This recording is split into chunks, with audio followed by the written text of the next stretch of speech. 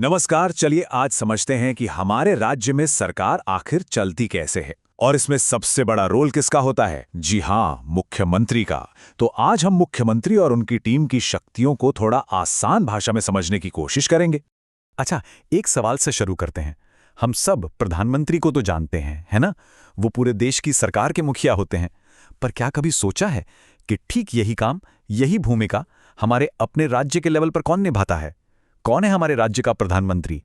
तो बात दरअसल ये है कि हमारे देश में सरकार का जो स्ट्रक्चर सेंटर में है, लगभग वैसा ही ढांचा हर राज्य में भी है।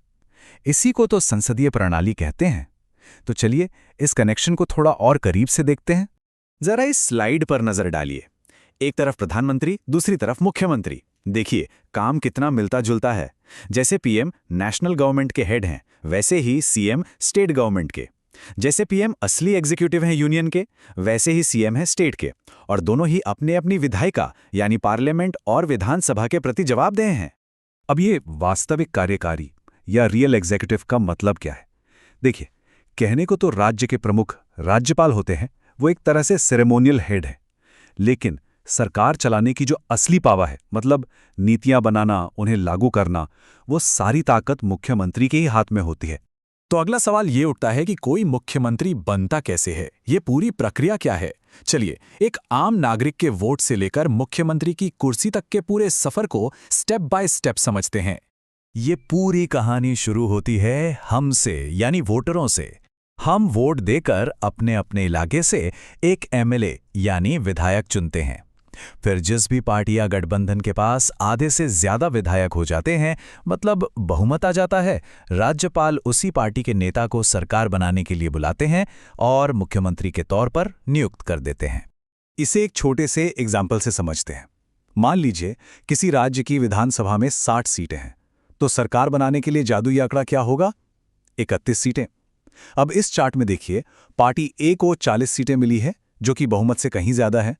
तो जाहिर है राज्यपाल पार्टी ए के नेता को ही मुख्यमंत्री बनने का न्योता देंगे।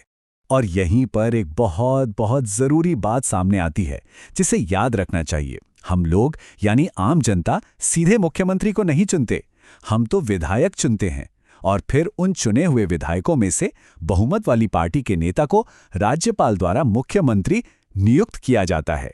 तो मुख्यमंत्री इलेक्टेड नहीं, अपॉइंटेड होते हैं। अच्छा, अब देश में दो सरकारें हैं, एक दिल्ली में, एक आपके राज्य में। तो फिर इनके बीच काम को लेकर झगड़ा क्यों नहीं होता? कौन क्या काम करेगा, ये कैसे तय होता है?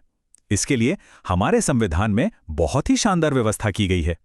इसे समझने का सबसे आसान तरीका है एक जॉइंट फैमिली का उदाहरण लेना। सोचिए, एक बड़े परिवार में लड़ाई झगड़े ना हो, इसके लिए पहले से ही काम बांट दिए जाते हैं कि कौन क्या करेगा, है ना? हमारे संविधान ने भी ठीक यही किया है।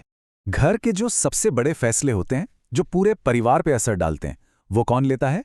दादा दादी, है ना? ठीक वैसे ही देश की सुरक्षा, दूसरे देशों से रिश्ते, रेलवे, ये सारे बड़े और राष्ट्रीय महत्व के विषय केंद्र सरकार के पास हैं। इसे कहते हैं संघ सूची या यूनियन लिस्ट। फिर आते हैं घर के रोजमर्रा के काम, जैसे आपके शहर की पुलिस व्यवस्था, अस्पताल, खेतीबाड़ी। ये सब कौन देखता है? राज्य सरकारें। ये ठीक वैसा ही है जैसे घर के अंदर के मामले माता पिता संभालते हैं। इसे कहते हैं राज्य सूची या स्टेट लिस्ट। और आखिर में कुछ मुद्दे ऐसे होते हैं जिन पे पूरा परिवार मिलकर बैठता है, जैसे बच्चों की पढ़ाई लिखाई। ये विषय आते हैं समवर्ती सूची या कंकरेंट लिस्ट में। इन पर केंद्र और राज्य दोनों ही कानून बना सकते हैं। तो देखा कितना क्लियर कट डिवीजन है। चलिए अब बात करते हैं सरकार चलाने वाली टीम की। मुख्यमंत्री तो कैप्टन हो गए, पर उनकी टीम में और कौन कौन होता है और इस टीम को बनाने के नियम क्या हैं? मुख्यमंत्री अकेले सरकार नहीं चलाते, उनकी एक पूरी टीम होती है, जिसे हम मंत्री परिषद या काउंसिल ऑफ मिनिस्टर्स कहते हैं। इस टीम में अलग अलग विभागों के मंत्री होते हैं, जैसे शिक्षा मंत्री, स्वास्थ्य मंत्री वगैरह। और इन सभी मंत्रियों को मुख्यमंत्री की सलाह पर राज्यपाल नियुक्त करते हैं। तो ये टीम कितनी बड़ी हो सकती है? क्या मुख्यमंत्री जितने चाहें उतने मंत्री बना सकते हैं? नहीं, ऐसा बिल्कुल नहीं है। संविधान कहता है कि मंत्रियों की कुल संख्या राज्य की विधानसभा के टोटल एमएलएस के 15% से ज्यादा नहीं हो सकती।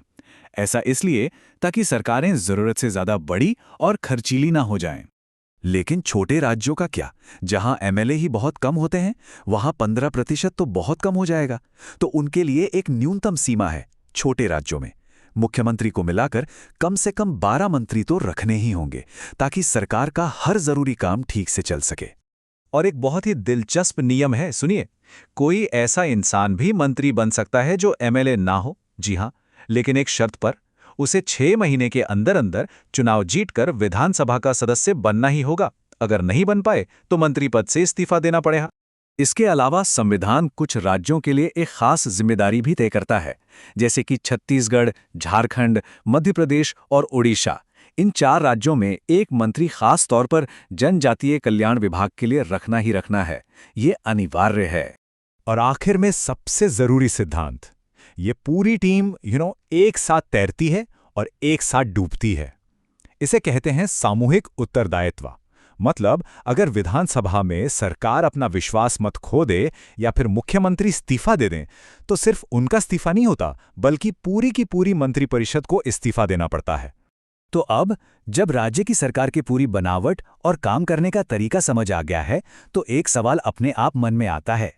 जब अगली बार वोट डालने की बारी आए, तो क्या सिर्फ पार्टी का सिंबल देखना काफी है, या फिर एक जागरूक नागरिक होने के नाते उम्मीदवार की अपनी काबिलियत और नीयत को भी परखना हमारा फर्ज है? इस पर सोचिएगा जरूर।